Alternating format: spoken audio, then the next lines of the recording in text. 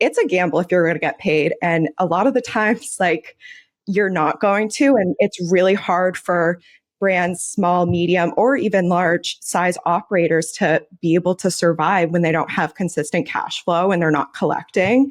And it's like so interesting because people don't realize, I think, how much money goes into getting the products to retail. It's like, okay, you had to grow the plant, you had to test it, you had to package it, you had to distribute it, had someone sell it, and all these bodies in between. And so when you're not getting paid, it's like so many of these companies are going under.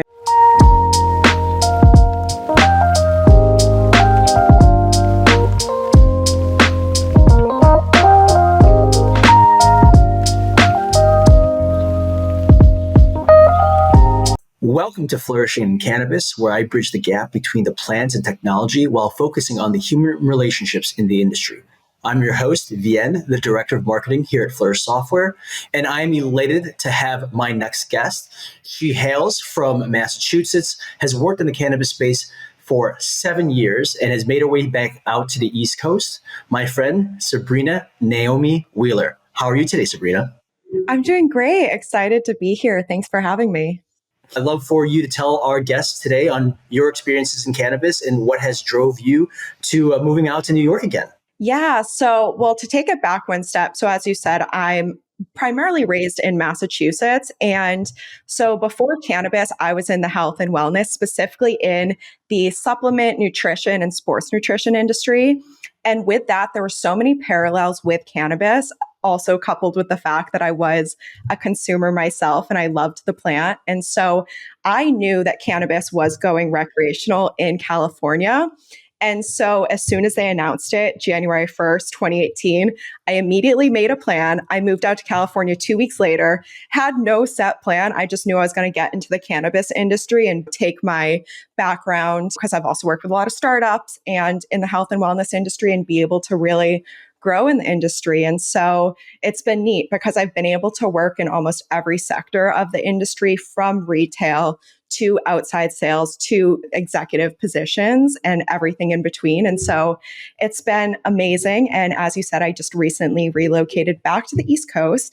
So I moved to New York and really trying to build out in the New York and New Jersey markets while they're still fresh and new and exciting. And there's so much opportunity for first movers. Awesome. And obviously California being legacy, being where it all began. But New York, New Jersey, that tri-state area is really jumping and really popping right now. When you made your transition from California to New York, obviously you have that first mover's advantage that you spoke about. And also the industry it's very lively. It's the climate of it is just a lot more positive, a lot more, what's the word I'm looking for? Just a lot more uplifting, I think, in general, just because California has had its share of just trial and tribulations. They're still figuring out their taxes again. So I just want to kind of get your thoughts on how the California industry and clientele differ from New York since you've been there. So it's really comparing apples to oranges, because California is an entirely different market than New York, especially right now. And how you alluded to, California has a lot of challenges, and the industry out there is just inherently flawed. And I think a lot of us who got into the industry at the very beginning, we've held out for so long because there has been glimpses of positive growth in the right direction. And it's just time and time again, it's doom and gloom out there right now. It's pretty challenging. And we saw big MSOs like Curaleaf and whatnot leaving the market a couple years ago. And it was pretty indicative of where the market is at, especially with fundamental things such as AR issues. Like right now, selling to a new California retailer, it's a gamble if you're going to get paid. And a lot of the times, like, you're not going to. And it's really hard for brands, small, medium, or even large size operators to be able to survive when they don't have consistent cash flow and they're not collecting. And it's like so interesting because people don't realize, I think, how much money goes into getting the products to retail. It's like, okay, you had to grow the plant, you had to test it, you had to package it, you had to distribute it, had someone sell it, and all these bodies in between. And so when you're not getting paid, it's like so many of these companies are going under. And so what's nice about New York is they were able to at least partially learn from some of those lessons. And from the very beginning, they instituted some sort of credit law and protection, which I think is a huge step in the right direction and something that it should be a fundamental part of every market. But, that's here nor there. And so, but what's really different is also just how much opportunity there is in New York, because it's like I was just visiting some buyers and everyone's like, oh, the market's already getting saturated, it's getting saturated. But like us coming from California, we're like, this is nothing. This is a fraction of what's to come because we know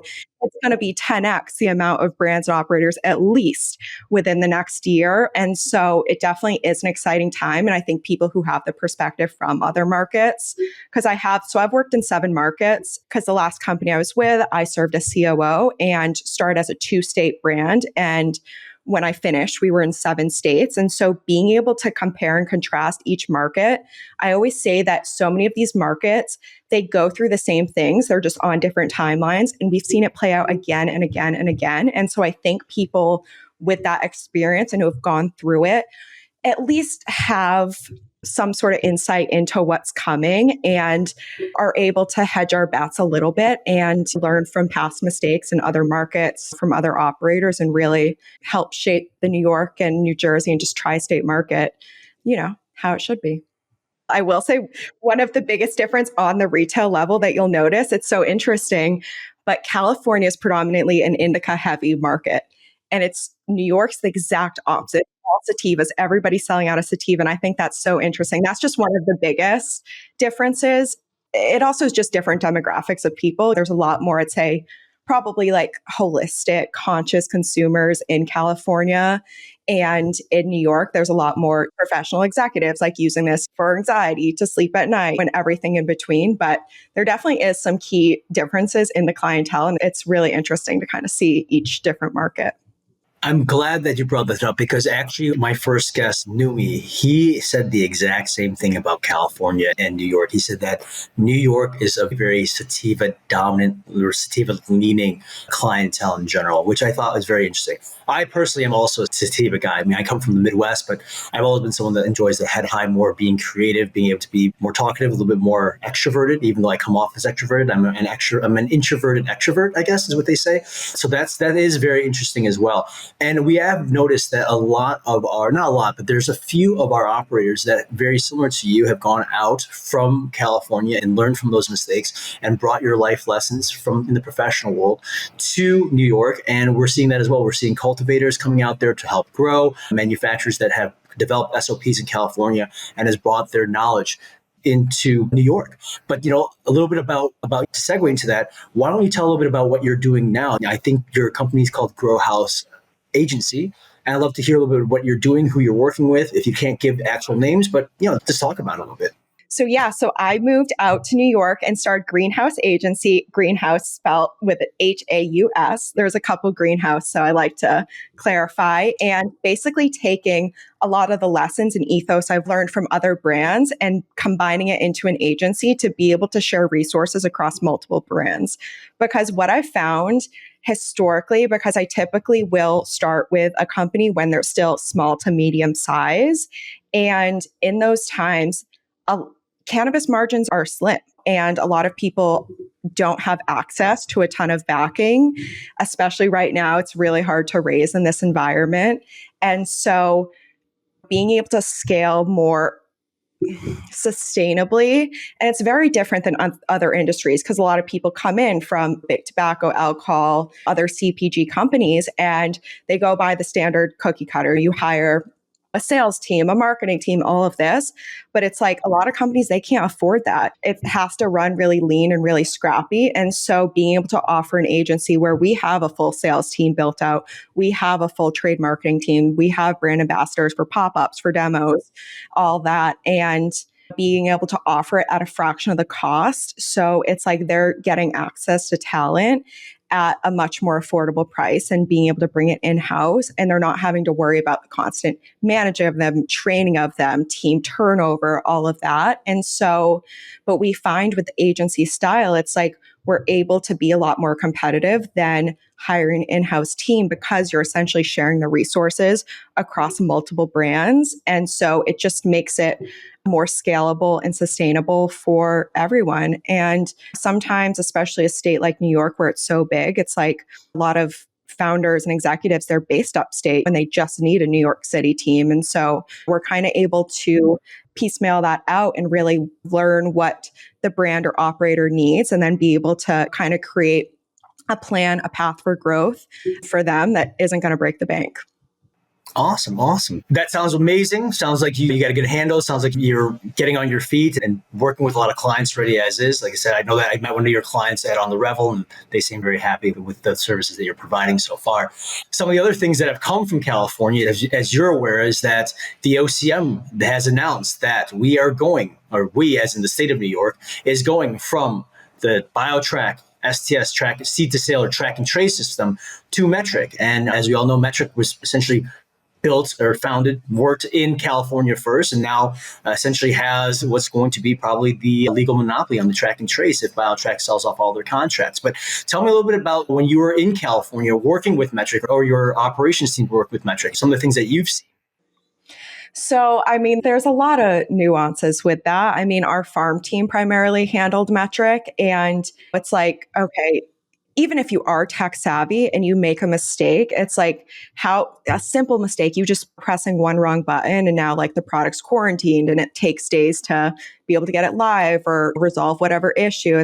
I found it's kind of complicated to get a hold of Metrc in a timely manner. And it's like, you might not think, people listening might not think like product sitting for 2 or 3 days makes a difference, but it's like it really does. First of all, every day that product isn't available, you're losing sales. You're also closer to aging out that product. There's just so many factors. And so it's definitely not a perfect system. I argue it's not even proficient, but it will be interesting to see how it rolls out in New York. I feel like there was a lot of bugs that should have been fixed by now. So it'll be interesting to see because I really do think that New York is going to be the largest market just based on volume. And so if they're already having troubles with California, which right now is the largest market, I think we're all in for a rude awakening as they scale into New York. But that's just my 2 cents. Hey, you know what? That's just it. We like to hear people's opinions. That's why we bring people on to, like, quote unquote, stir the proverbial pot, no pun intended. Yeah, no, and especially New York, where I'm just going to say it because a lot of people on here either they do know this or they don't, but Metrc is the easiest to invert product. And we already have an issue in New York where so much California product is coming to market because seed to sale isn't live. But it's like Metrc is the easiest to work around that and still get product here. And so I know that's troublesome for a lot of these compliant brands and operators because they can't compete with California product that they can get, with all due respect, better flower at a much cheaper price and bring it into the market. And it's just going to change all the pricing because it's like, okay, now when you're competing with a brand who has access to that, but your cost to grow in New York is still exponentially higher than California and probably subpar, especially if it's outdoor or greenhouse. It's challenging because it's like then they're driving down the price of the market and people are following suit. We've already seen it. We're seeing price cuts across the board. And a lot of that is driven from the fact that there is a lot of inverted product. And if that keeps happening, it's going to be really tough to operate compliantly in New York. And so that'll be interesting to see if and how they are able to kind of close some of those loopholes. Sounds good. We're going to get a real quick, short, just pause here. For those of you that are listening, for those of you that are watching on YouTube, please subscribe, please press the like button. We always love your support. To touch base on that Metrc piece, like you've brought a lot of great insights, and we've heard this from some of the previous guests about inversion, about Metrc. And I want to talk a little bit more about the Metrc piece. And this is how we bridge the gap between the plant and technology here. So plugging. When it comes to Metrc and when it comes to they call it seed to sale software, that STS, but the way that I perceive it is that seed to sale software and track and trace are different. And BioTrack/BioTrack government/Metrc, that is a track and trace system that reports up to the government. The sole job of that product is to stay compliant, is to track the information, give that information into the system so that way the state sees where the product is coming from. As you said, that there are some nuances, there are some quote unquote loopholes that are happening with Metrc, and we all know about it. So this is non-public knowledge or information. But when it comes to like what Flourish does, Metrc will track and keep you compliant. All right. Is it free? Yes. Is it the best system to use? No. If you want to track, if that's all you want to do is be compliant, yes, you can do that. But if you want to run your business efficiently, from seed to sale, that's what Flourish is here for. We are vertically integrated. No matter where you are in the supply chain, if you are a cultivator, processor, distributor, retailer, micro business, we are able to provide you with software in order that connects up to Metrc, which we will have that integration because we've been integrated with Metrc since day one. We'll be able to provide you with the ability to link to a wholesale platform. So if you're using like an Apex Trading, a LeafLink, you're able to use Flourish software in order to get those orders, in order to process those inventory, that inventory management piece, and make sure that inventory is updated in real time. All that, again, being reported up to Metrc. On top of that, doing your invoices, doing your COA, your label printing, doing your manifest, specifically New York. If you are a New York client, it will automatically pull up the New York manifest and populate all the information in there. And if you also have like a QuickBooks, we are integrated with QuickBooks. So what we can do is make sure that these operators are not only compliant, but they're also able to be operationally efficient with our software. So when people are like, why would we need Flourish? Why would we need a third-party integrator to Metrc? We can log stuff into Metrc. What you said, you're not going to get the same level of support. You're not going to get the ability to drill into the data the way that you can within our system or with any third-party operator. And that's the thing, is that a lot of people don't know what's coming up, what to expect. And so to have the ability to tell our audience through you, Sabrina, that's what we do. It's what Flourish is. We are a ERP software that allows you to be operationally efficient, track everything within the software, and not have to use Metrc. Yeah, I love that. And I feel like, yeah, as you're saying, it's like a completely different platform than Metrc. And it's like you guys are a one-stop shop. It's like so many of the things I'm like trying to mentally go back through, because I wish I knew about Flourish when I lived in California, because it's like so many of the things you mentioned, we did have to outsource. We had overseas admins who had to make every COA, do invoice. We hired third-party accounting to do all of that. It's like so many companies hire an executive strategy or whatnot to just figure out COGS, figure out how to reduce overhead, all of that. And so to be able to see that in one place in real time and really track that from truly the seed to the sale, I think is so important and would save people so much time and overhead. It's less people and roles to manage internally, and then leave them to focus on the things, that they need to focus on, because you guys are really great at what you do. And so, yeah, I think you guys are going to bring a lot of value to people. And I think more people need to know about Flourish, because it definitely is the best alternative to, any of the free state required, whatever, the state tracking systems. State mandated. Yes. And you that was a really great touch point that you put together, that you had people that are creating the invoices, doing the manifest, and just from working the system, doing a couple demos and just working within Flourish to get really an understanding of it, to put together an invoice and then to put together a manifest using that PDF. Either you're filling it by hand or using a PDF filler. It takes time. You're talking about maybe, half an hour, 45 minutes per invoice / manifest. If you put all that information in the system, you put in who your distributor is, who the retailer is, all that information is already going to flow in, the batch lot number. And so all you have to do is press create invoice. It creates the invoice, and then create manifest, and it's automatically done for you. So just for me personally, just by trying it out, 45 minutes, all of a sudden takes 5. So that's the thing, is that people see it as an additional cost. Yeah, obviously there's a cost to it, but think about the cost of labor that you're saving by able to have a software like Flourish in place in order to do all these things automatically. So appreciate that as well. So I know we're coming a little bit close to the end of the hour. So there's a couple of things I want to ask you. And this is something that you and I talked about, you being out here in California and then you moving to New York.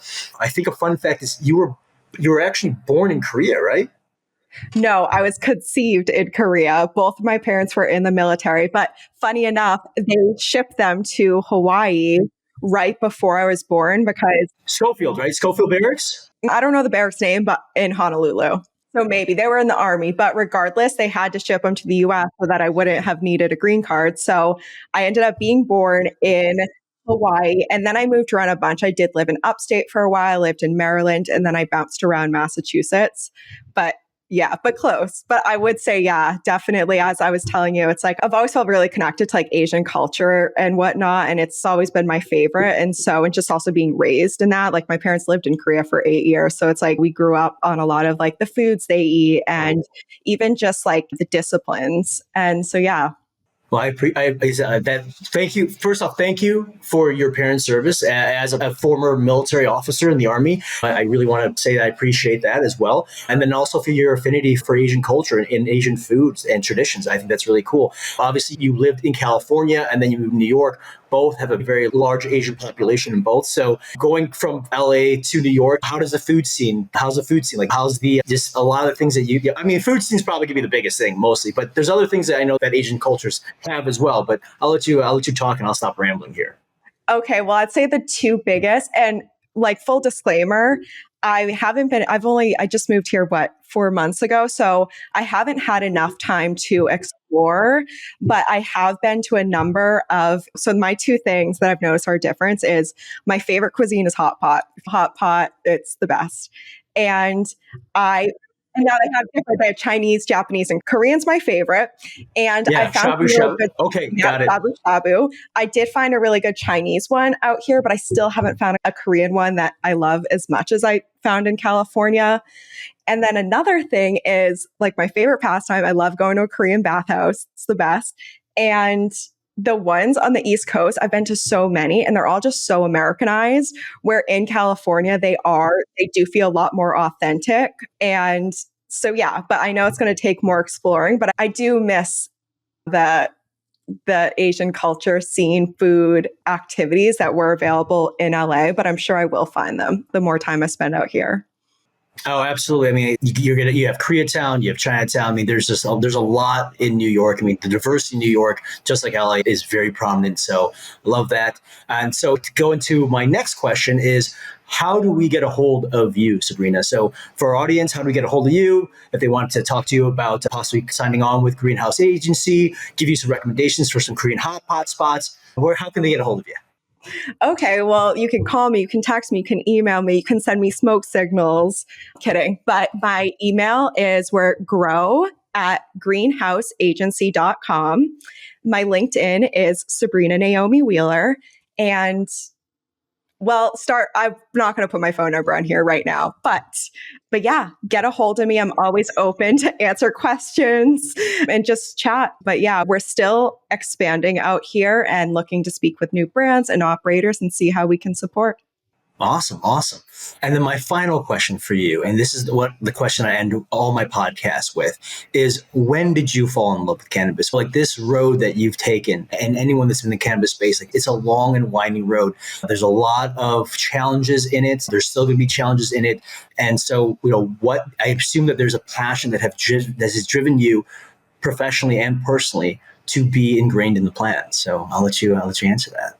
Yeah. So, I mean, I've always gone more like towards holistic routes of just healing and just anything in general. It's like, even just probably like everybody else, I first experimented with cannabis in high school behind a fair, and I immediately fell in love with the plant. And honestly, like, pretty much from there on, that's been my vice of choice. Like, I've never really enjoyed drinking, but cannabis has really helped. Like, back then it was really social. And I found like throughout the years, my relationship with it has changed, whether it is like a more partaking socially or times where I'm just being more conscious about it and kind of using it as a sleep aid and whatnot. But my kind of like how we were saying, like I was in a very strict military family also. And so like it's easier to hide like the occasional cannabis consumption. And so, yeah, I mean, that had just become my vice of choice. And then just kind of combining it with like, I've always been entrepreneurial. I've always like been wanting to start businesses and industries from the ground up. And so that's what led me when I knew it was going legal. I was like, okay, I have to get out there and I have to get into this. And it's been amazing. And not only am I passionate about this industry and what it can be, but truly the healing benefits of the plant. And we're seeing so many people be able to like get off pharmaceuticals or just help heal themselves in a different way with cannabis. And like, to me, that's so touching and like really like reminds me and others like why we're doing what we do. Sabrina, thank you so much again for being a part of Flourishing in Cannabis. For all of our audiences, thank you for listening. Thank you for watching, and make sure you stay happy, healthy, and high responsibly. Thanks for having me.